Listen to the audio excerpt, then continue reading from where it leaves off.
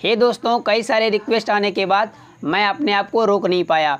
सभी स्टूडेंट ने मुझसे पूछा सर टेंसेस पे आप वीडियो क्यों नहीं बनाते हैं। हर एक सेंटेंस को स्टेप बाय स्टेप डिटेल में एक्सप्लेन कीजिए। तो देर किस बात की है, आइए हम लोग सीख लेते हैं आज negative sentence present indefinite tense के। No worry no fear when दोस्त इज हियर। मैं आपको सबसे पहले स्ट्रक्चर बता देता हूँ। सबसे पहले सब्जेक्ट राइट करना पड़ेगा, उसके बाद डू या डज राइट करना पड़ेगा। थर्ड नंबर में लगाएंगे नॉट, और नॉट को राइट करने के बाद वर्ब का फर्स्ट फॉर्म। एक बात मैं आपको बता दूं, डू डज के बाद आने वाला वर्ब हमेशा फर्स्ट फॉर्म में होता है, हमेशा फर्स्ट फॉर्म में होता है। उसके बाद कोई ऑब्जेक्ट राइट कर देंगे, जो भी ऑब्जेक्ट रहेगा सेंटेंस का।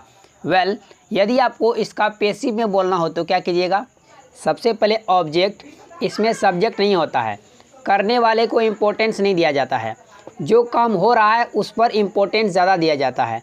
जिस तरीके से अंग्रेजी बोली जाती है, कहने का मतलब कौन बोल रहा है इससे मतलब नहीं है, काम हो रहा है बस इससे मतलब है। अंग्रेजी बोली जाती है। धान उगाए जाते हैं या फसल लगाए जाते हैं, पेड़ों को काटा जाता है, तो ये सारे सेंटेंस है पैसिव वॉइस का, तो उसमें ये वाला स्ट्रक्चर यूज होगा, नीचे वाला। उसके बाद इजामर के बाद आपको नोट लगाना है, क्योंकि हम लोग पढ़ रहे हैं नेगेटिव का, इसीलिए नोट आएगा। उसके बाद वर्ब का third form.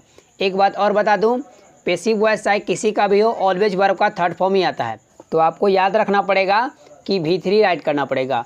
Go went gone तो गॉन, प्लांट प्लांटेड प्लांटेड तो प्लांटेड आएगा, इस तरीके से। उसके बाद हम लोग अदर वर्ड को राइट करेंगे। स्ट्रक्चर को अच्छे तरीके से समझने के लिए एक एग्जाम्पल लेते हैं। राम किताब नहीं पढ़ता है या किताब नहीं पढ़ा जाता है। दो सेंटेंस मैंने लिया। पहले वाले सेंटेंस में सब्जेक्ट है, पढ़ने का कौन काम करता है, राम, तो राम यहाँ सब्जेक्ट है।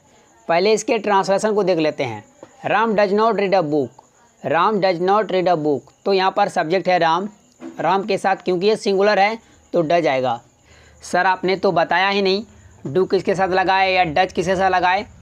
तो यदि subject I we you they plural noun आए तो लगाना पड़ेगा डू। यदि subject he she it singular noun आए तो आपको लगाना पड़ेगा डज। तो राम एक सिंगुलर नाउन है क्योंकि एक ही आदमी है तो डज आया इसीलिए। अब यहाँ पर देखिए डज लगा दिए। थर्ड नंबर में स्ट्रक्चर में क्या है, नोट, तो नोट लगाए। उसके बाद वर्ब का फर्स्ट फॉर्म, वर्ब क्या, पढ़ना, पढ़ना बोलते हैं रीड। उसके बाद ऑब्जेक्ट, ऑब्जेक्ट क्या बच गया, किताब, किताब को बोलेंगे अ बुक, क्योंकि एक बार में एक ही किताब पढ़ेगा इसीलिए हुआ Ram does not read a book.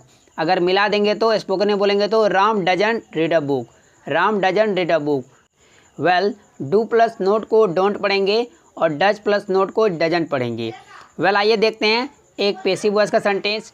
गांव में अंग्रेजी नहीं बोली जाती है, तो यहाँ पर बोलने वाला कौन ये पता नहीं, लेकिन अंग्रेजी नहीं बोली जाती है। कहाँ पर, गांव में। ऑब्जेक्ट क्या है, इंग्लिश, तो सबसे पहले राइट करेंगे इंग्लिश। ट्रांसलेशन पहले देख लेते हैं। English is not spoken in village, English is not spoken in village. अगर इज नॉट को मिलाएंगे तो हो जाएगा isn't, English isn't spoken in village. आइए देखते हैं कुछ और सेंटेंस। दिन में मच्छर नहीं काटता है, इस सेंटेंस के लिए बोलेंगे the mosquito doesn't bite in day, the mosquito doesn't bite in day. अगर प्लूरल में बोलना हो तो the mosquitoes don't bite in day. Next sentence, रात में कुत्ता नहीं भौंकता है, रात में कुत्ता नहीं भौंकता है। इस सेंटेंस के लिए बोलेंगे the dog doesn't bark at night, the dog doesn't bark at night. Next sentence, सूरज पश्चिम में नहीं उगता है, इस सेंटेंस के लिए बोलेंगे the sun doesn't rise in the west, the sun doesn't rise in the waste.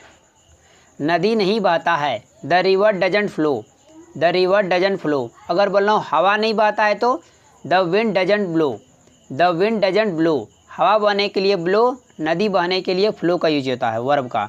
Next sentence, तुम मुंबई में नहीं रहते हो, you don't live in Mumbai, you don't live in Mumbai. वह दिल्ली में नहीं पढ़ाई करता है, he doesn't study in Delhi, he doesn't study in Delhi. मुझे अंग्रेजी बोलना नहीं आता है, I don't know how to speak English, I don't know how to speak English. वह मछली पकड़ना नहीं जानता है, he doesn't know how to catch the fish, he doesn't know how to catch the fish.